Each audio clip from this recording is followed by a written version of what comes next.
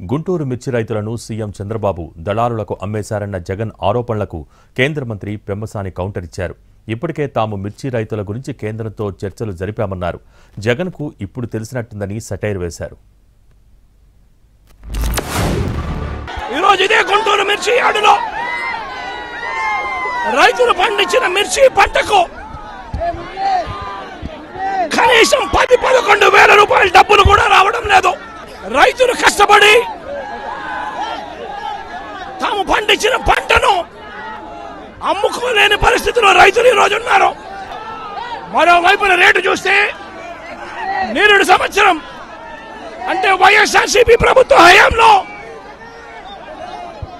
21,000 నుంచి 27,000 రూపాయలు పలికిన పంట ఈరోజు కేవలం 10-11 వేల రూపాయలు కూడా కొనే నాథుడు లేడు.